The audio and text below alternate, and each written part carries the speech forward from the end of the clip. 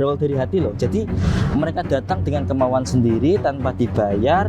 Hal kecil Kabupaten Pati tidak bisa, apalagi era nasional. Artinya masyarakat menjerit. Tetapi kenapa kok semua instansi di Kabupaten Pati diam? Terhormat Bapak Bupati Sudewo, terlepas jenengan masih menjabat atau enggak, tolong hargai suara masyarakat. Kalau secara jujur, saya adalah orang yang paling pertama yang merasa dikecewakan. Saya udah tahu bahwa dia tadinya A bisa B. Ada adu debat dengan Husein, malah saya malah siap.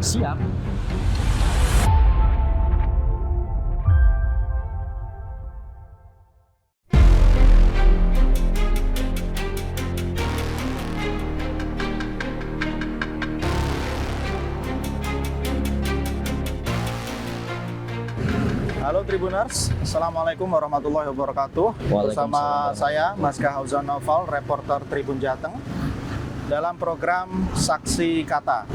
Saat ini saya sedang bersama dengan Mas Fajar Fajrullah, salah satu koordinator dari Masyarakat Pati Bersatu, kelompok masyarakat yang saat ini tengah aktif melakukan pengawalan terhadap Panitia Khusus Hak Angket Pemakzulan Bupati Sudewo di DPRD Pati.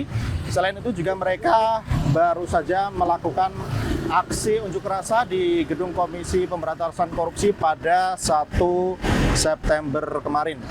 Nah, untuk informasi tambahan untuk Tribuners juga, Mas Fajar ini sebetulnya adalah salah satu inisiator dari Aliansi Masyarakat Pati Bersatu, yang sebelumnya mungkin publik lebih mengenal yang namanya Mas Ahmad Husein, yang sebagaimana kita ketahui sekarang sudah tidak terlibat lagi di gerakan ini dan sudah berpisah jalan istilahnya dengan teman-teman di posko ini. Dan dalam beberapa kesempatan Mas Husein di beberapa wawancara juga menyebut nama-nama Mas Fajar sebagai orang pertama yang berinisiatif untuk menyebar pamflet ajakan unjuk rasa menolak kenaikan PBB P2 pada 13 Agustus lalu. Nah, tapi itu nanti akan kita bahas belakangan. Pertama kita bahas isu yang terbaru yang baru-baru ini, tanggal 1 September kemarin, Masyarakat Pati Bersatu menggelar aksi unjuk rasa di gedung KPK. Ya, sekarang langsung saya tanya ke Mas Fajar. Mas, bisa diceritakan mungkin aksi di KPK tanggal 1 kemarin itu sebenarnya prosesnya seperti apa, kemudian motivasinya seperti apa, Mas? Jadi kalau dari teman-teman sendiri, kalau untuk ke KPK itu lebih fokus kepada kasus pidana Bapak Bupati yang sebelum menjadi Bupati. Jadi ketika masih menjadi DPR RI, yang di mana telah ada kasus terkait DJKA kan, yang sebesar bahkan sudah diambil barangnya juga 3 miliar di rumah pribadi Bapak Sudewo, itu ketika jadi DPR RI. Tetapi yang menjadi pertanyaan, itu kan kasus sudah berlarut-larut, sudah tahun 2023. Tetapi kenapa sampai sekarang masih belum ada titik terang gitu.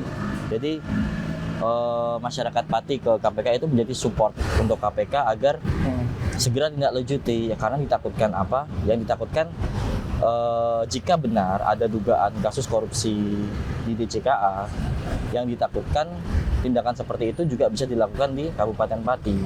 Mengingat beliau adalah pemangku kebijakan, juga pembuat anggaran. Tapi kalau saya tidak salah kan secara kronologi sebetulnya aksi ke KPK ini merupakan aksi lanjutan, Mas ya. Setelah pemicunya tentu pertama dulu ada aksi unjuk rasa dari teman-teman mahasiswa PMII. Kemudian dilanjutkan tanggal 13 Agustus yang aksi demo besar-besaran di depan kantor Bupati.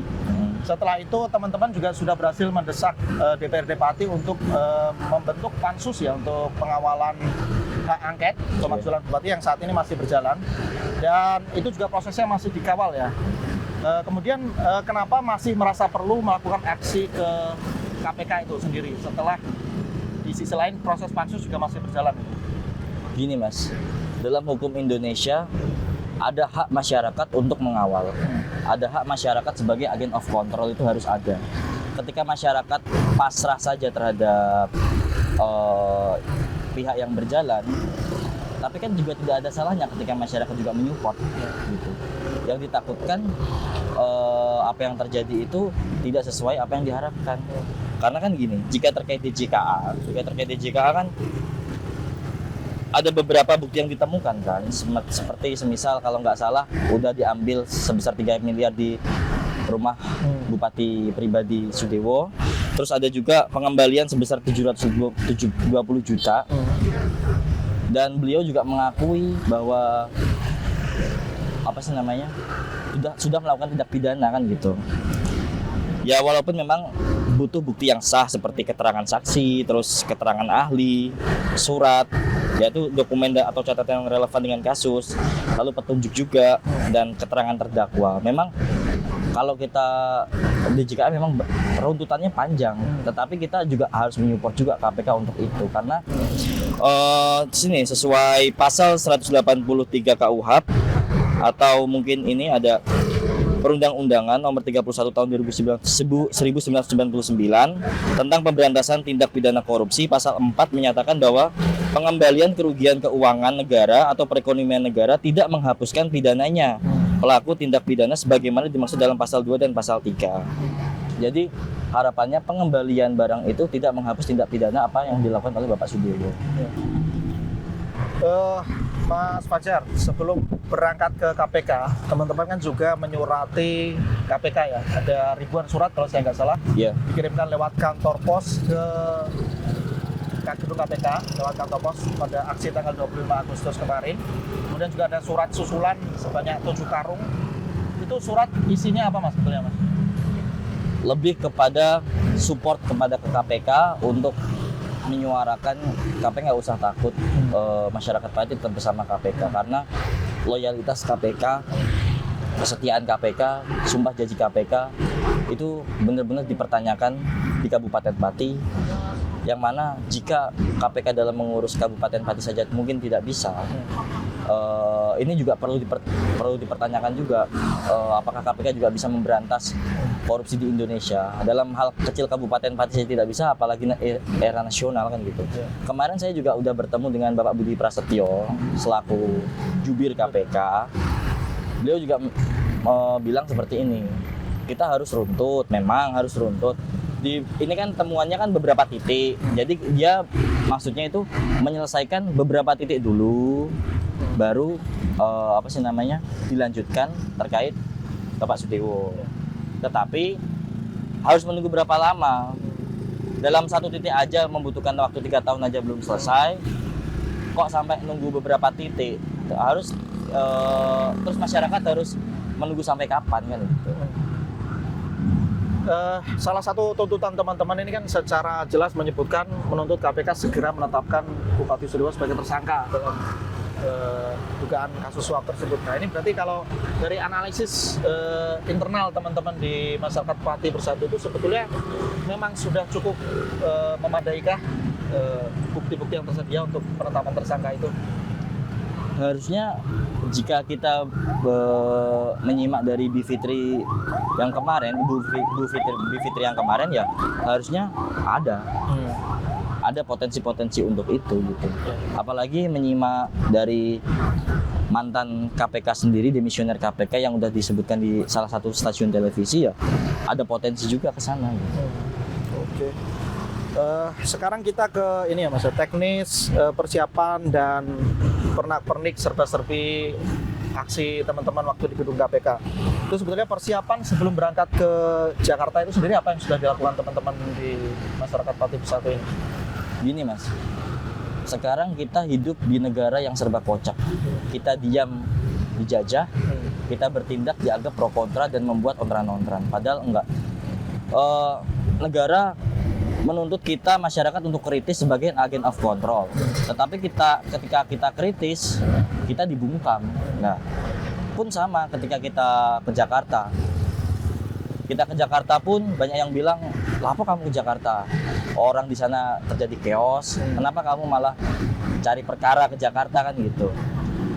Makanya itu, kita tetap ngotot ke Jakarta walaupun kita tahu keadaan di lapangan seperti apa, tapi kita yakin bahwa leluhur Kabupaten Pati pun ibaratnya leluhur Kabupaten Pati, pendiri Kabupaten Pati, alam itu menyertai kita gitu. Kita percaya bahwa doa-doa teman-teman, doa-doa masyarakat Kabupaten Pati itu menyertai kita, jadi kita berani untuk berangkat ke KPK.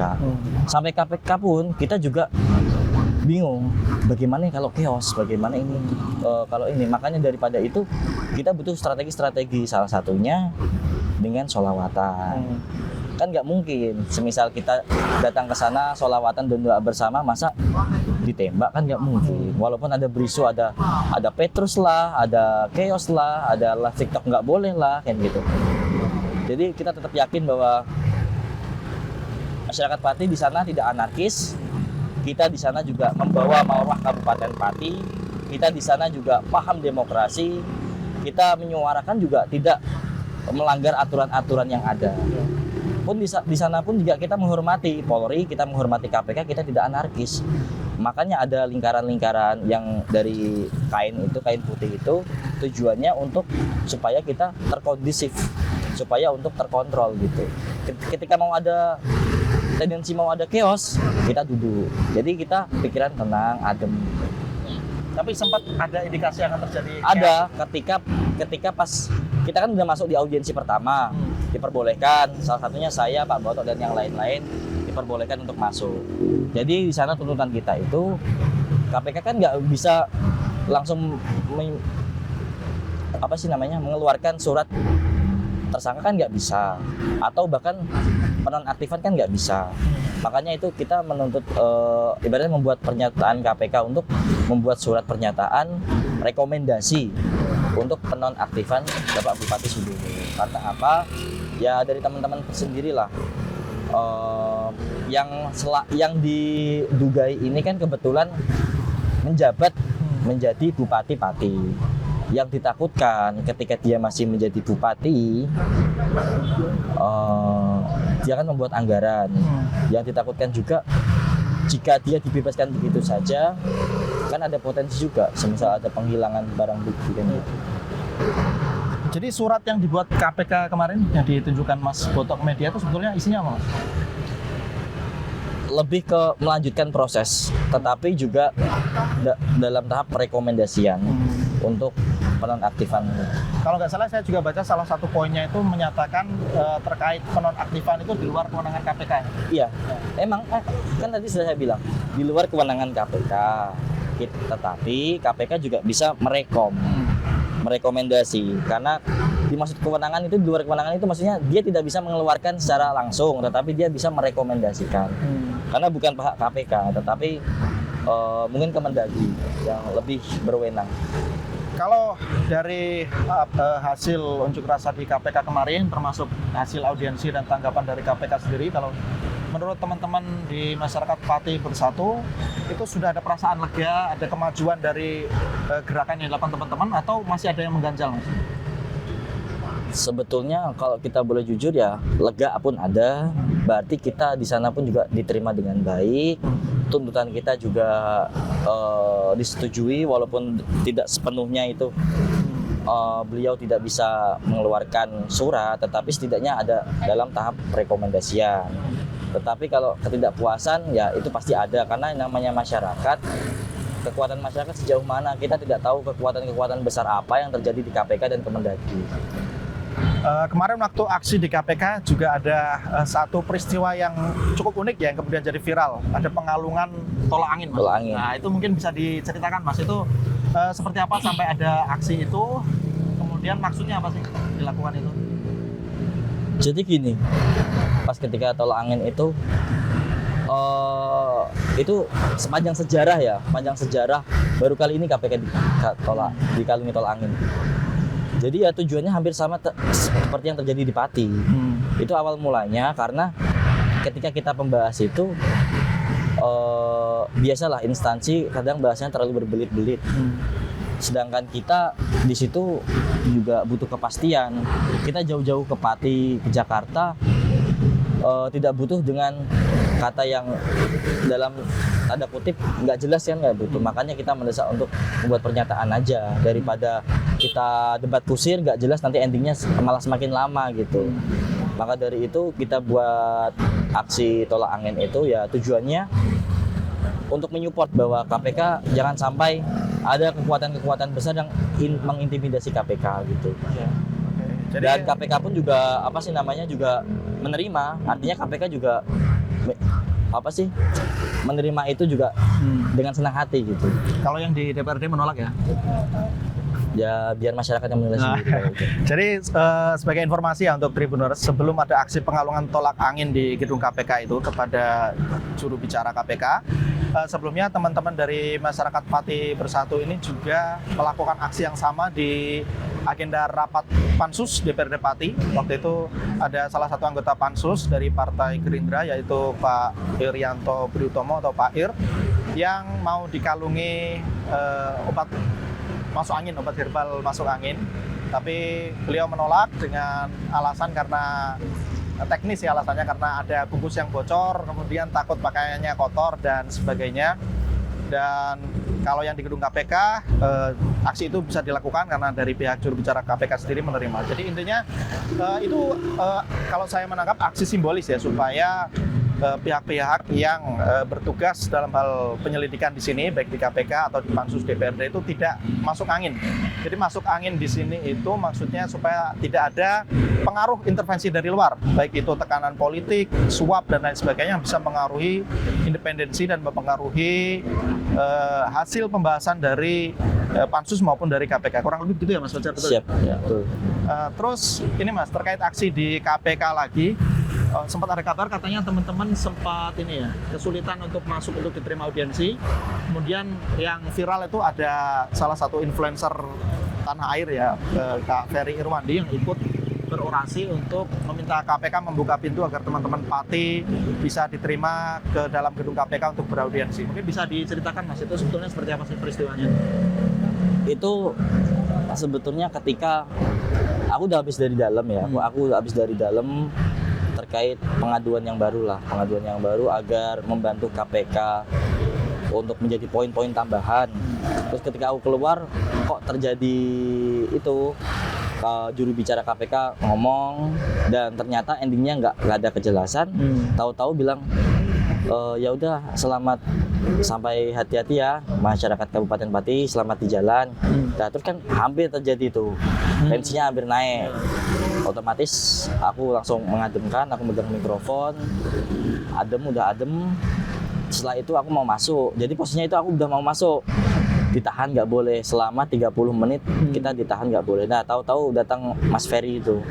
Mas Ferry datang, ya dia dikontak salah satu teman juga, dikontak, Bang, ini masyarakat Pati juga jauh-jauh loh ke Pati gitu. Oke, ke Jakarta.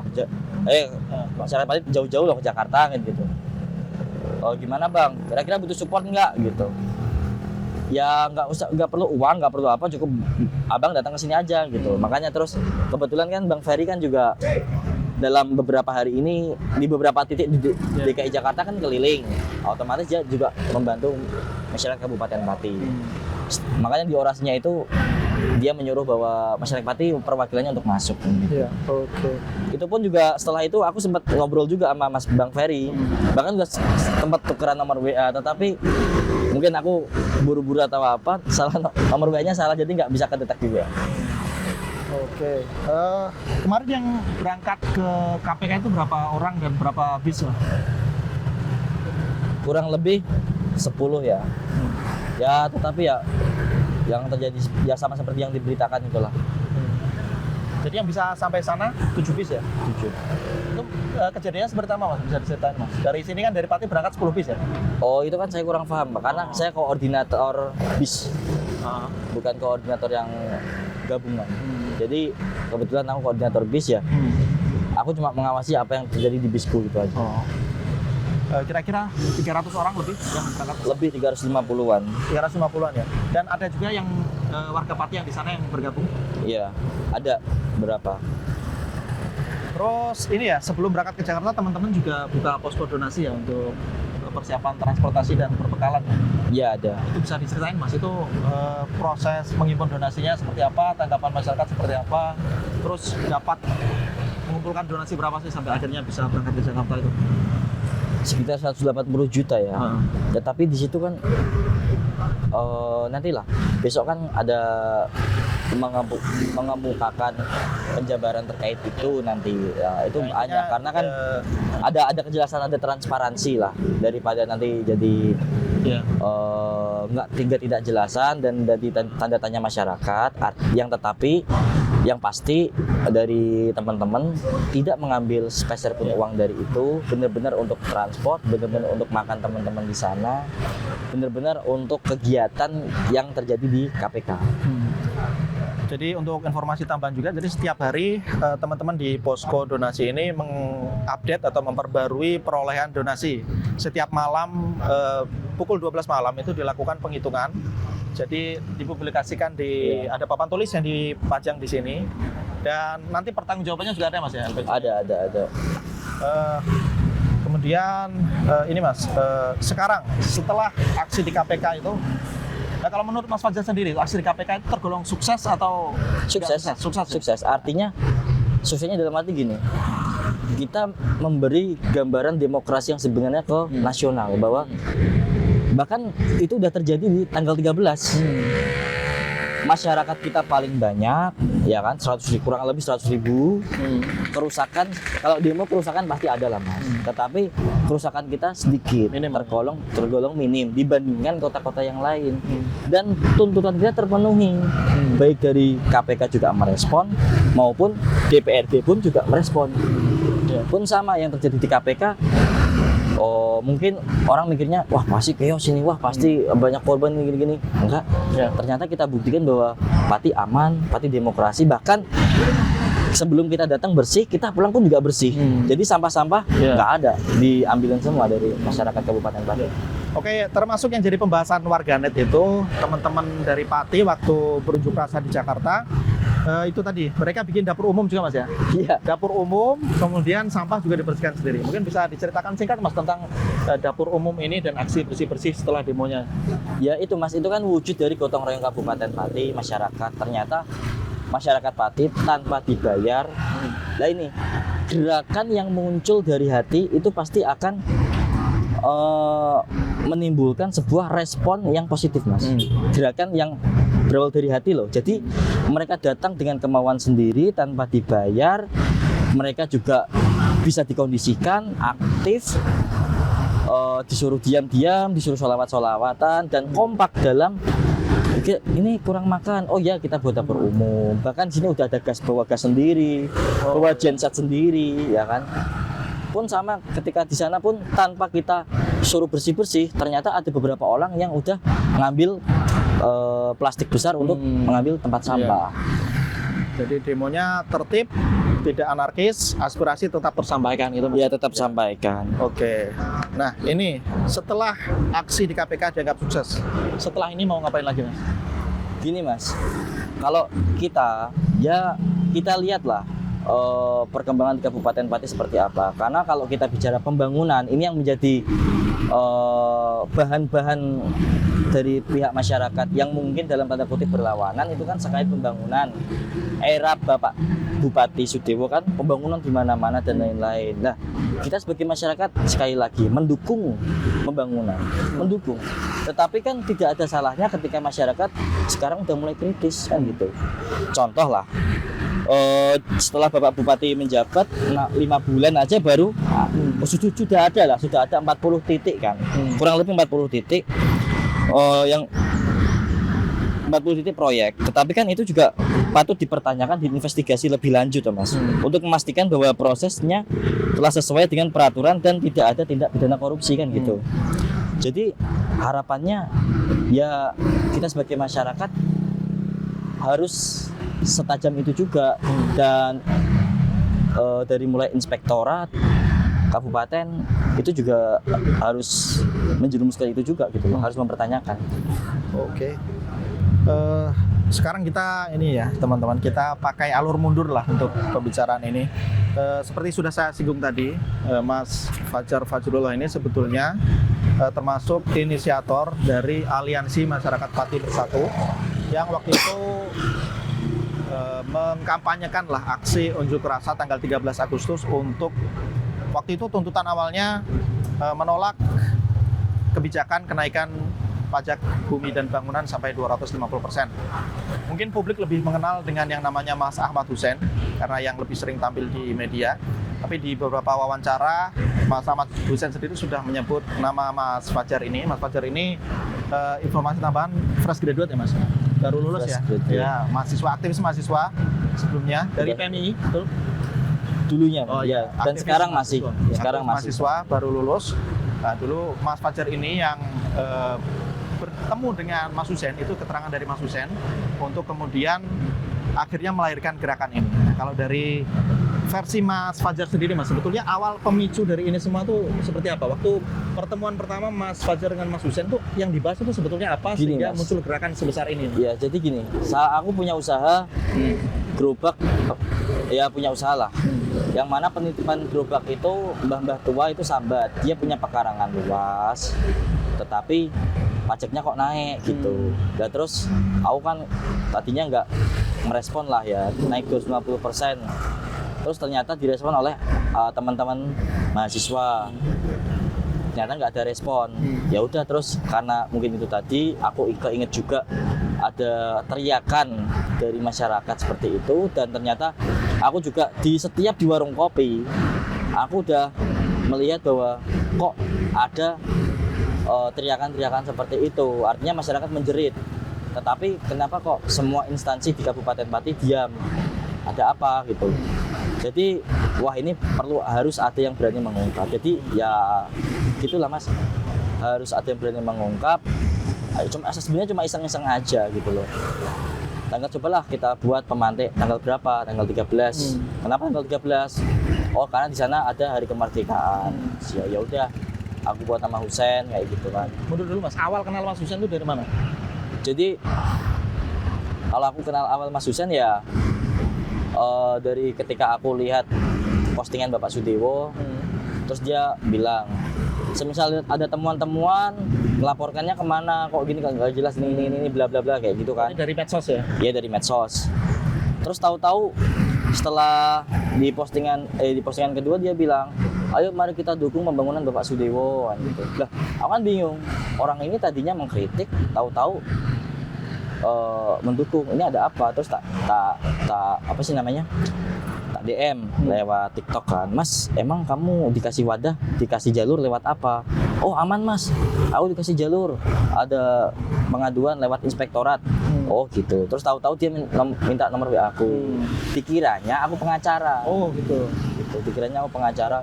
Yo Mas, buat kegiatan kayak gini gitu. Ya udah aku terus buat pamflet itu.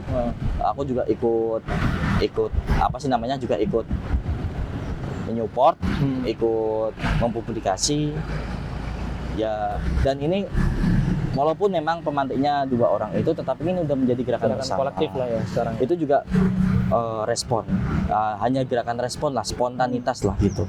Tidak ada maksud apa-apa. Oke Mas Fajar. Jadi berarti sudah terkonfirmasi ya, memang yang pertama membuat pamflet demo 13 Agustus itu Mas Fajar dengan Mas Hussein.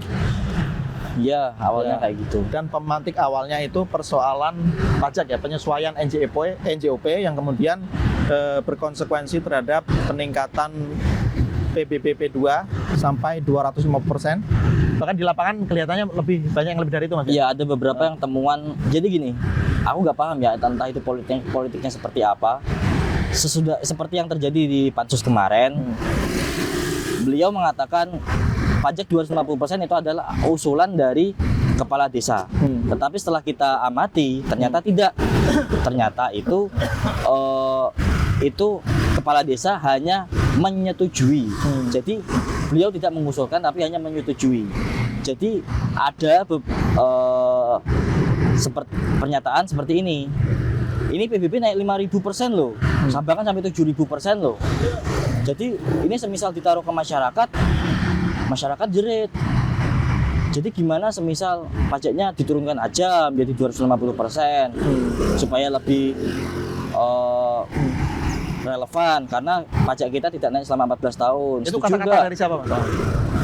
Yang kita amati di Pansus. Oh, yang di Pansus ya? Kan ada kesaksian kan ada kepala desa ya? 5.000 sampai 7.000% kan itu. Dan itu yang terjadi di kitir pajak BPKAD. mereka permainnya di kelas. Ketika kelasnya yang contoh semisal 84 naik menjadi 68, otomatis NJOP yang tadinya 40 juta naik 1 miliar. Terus turun yang tadinya bayarnya tahun 2024 40.000, tahu-tahu 2025 sebesar 800.000. Nah, ini mungkin politik yang terjadi seperti itu. Sehingga ingin loh Cah, kamu tadinya bayar 40.000. Nah, awakmu itu apa sih, kalau kalian bayarnya tahun 2025 itu 800.000. Karena aku berhubung kasihan nama jenengan, ini ada faktor pengurangan PBB sebesar 600. Jadi tadinya yang jenengan awal bayar 800.000, ini cuma bayar 150.000. Jadi mungkin entah itu politiknya ditinggikan terus diturunkan seperti itu. Mungkin ya. Itu persoalan pajak Mas. Dan sekarang kita ketahui bahkan sebelum aksi tanggal 13 Agustus itu Pak Bupati Pati Sudewo itu sudah menyatakan membatalkan kebijakan penyesuaian NJOP dan kenaikan tarif PBB P2 itu. Bahkan saat ini sudah dimulai proses pengauditan dan pengembalian. Pengembalian selisih pembayaran pajak yang tadinya masyarakat yang sudah terlanjur membayar dengan nominal yang sudah naik itu beberapa hari ini sudah dimulai proses pengembalian. Jadi di desa dan kelurahan masing-masing masyarakat bisa menagih sisa lebihan pembayaran mereka karena tarif sudah dikembalikan seperti tahun 2024. Nah, dan kita ketahui setelah 13 Agustus itu kan Mas Husen sudah nggak lagi bergabung di sini, mengatakan tidak punya lagi tuntutan untuk melengsarkan Pak Bupati, sedangkan masih ada teman-teman di sini yang tetap bergerak dengan aspirasinya. Nah, itu Mas Fajar memandang hal ini seperti apa, Mas? Gini, jika terkait perpajakan, apa yang sudah ada di masyarakat, kitir pajak yang lama itu disimpan aja nggak apa-apa. Itu sebagai data bukti bahwa oh ternyata kemarin-kemarin itu ada terjadi kesalahan di Kabupaten Pati dari manajemennya. Jika terkait pengembalian, pertanyaannya, jika tidak terjadi viral, apakah akan terjadi penurunan? Jika tidak ada yang bersuara, apakah ada terjadi penurunan? Itu pertanyaannya. Apakah harus viral dulu, baru pemerintah merespon, atau bagaimana?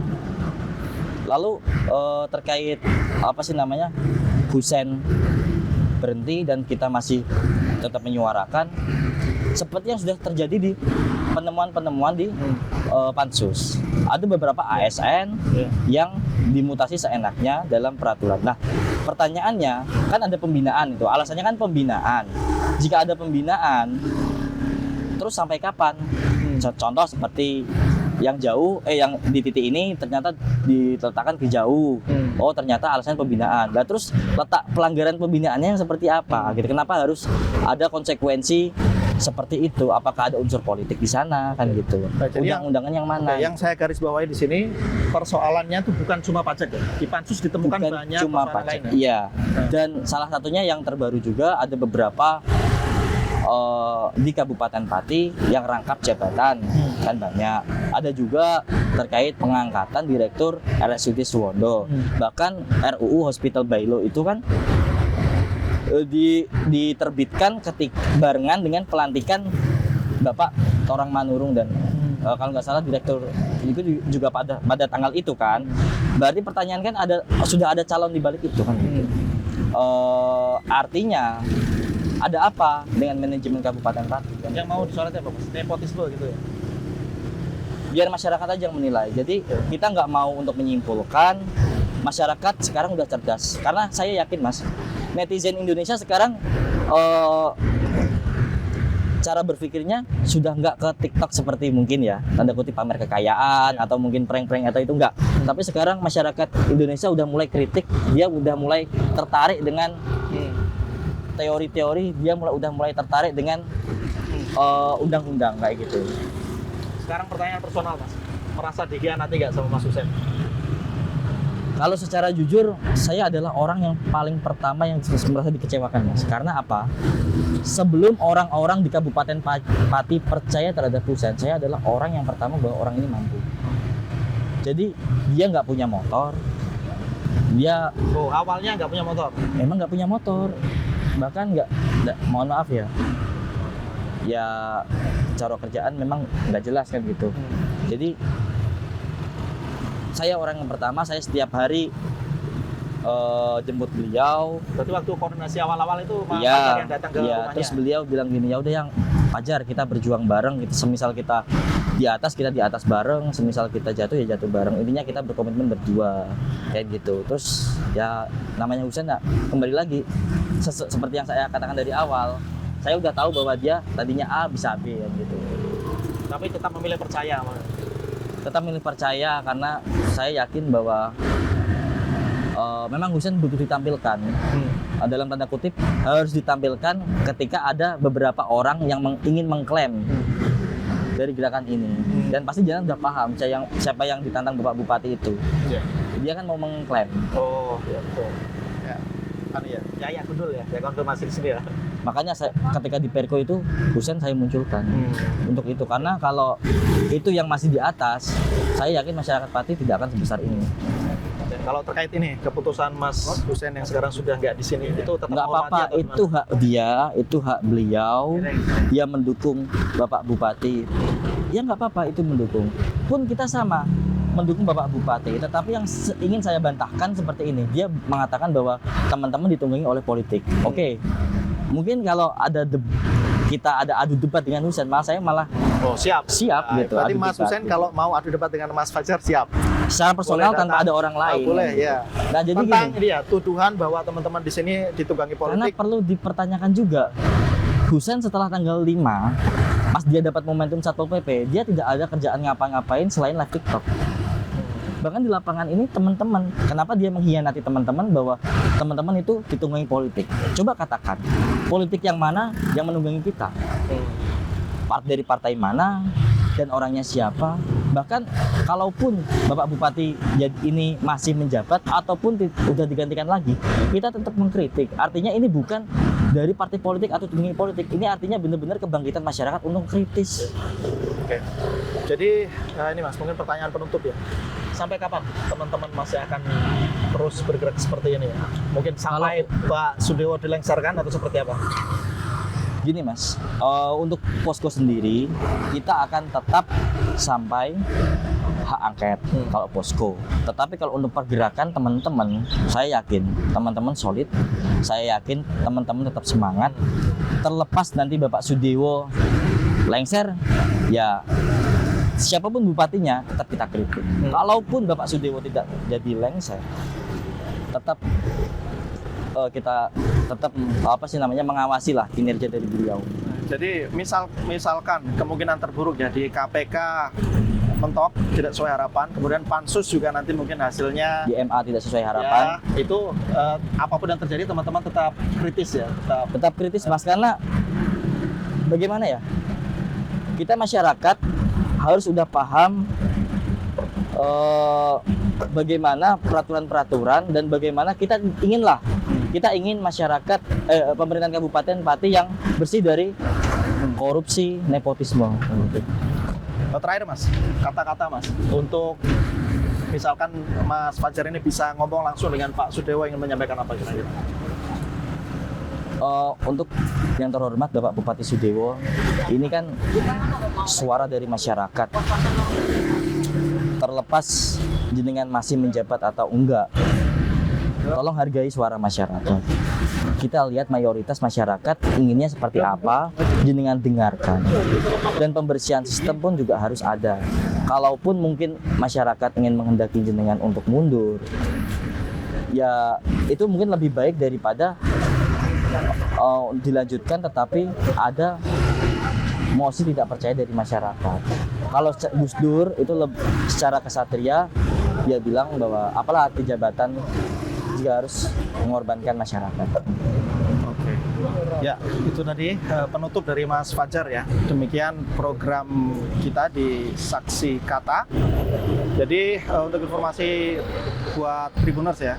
Jadi saat ini proses pansus di DPRD Pati untuk pembahasan tentang kebijakan Bupati, penyelidikan yang berujung pada pemakzulan atau tidaknya Bupati Pati Sudewo masih terus berlangsung. Termasuk penyidikan di KPK juga masih berlangsung. Dan teman-teman di masyarakat Pati Bersatu juga terus mengawal. Posko ini masih akan terus berdiri sampai proses pansus hak angket selesai.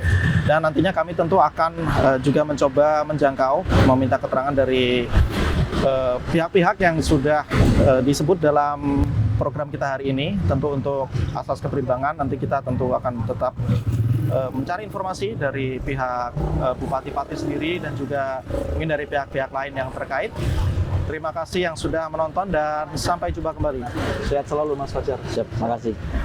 Download Tribun X sekarang. Menghadirkan lokal menjadi Indonesia.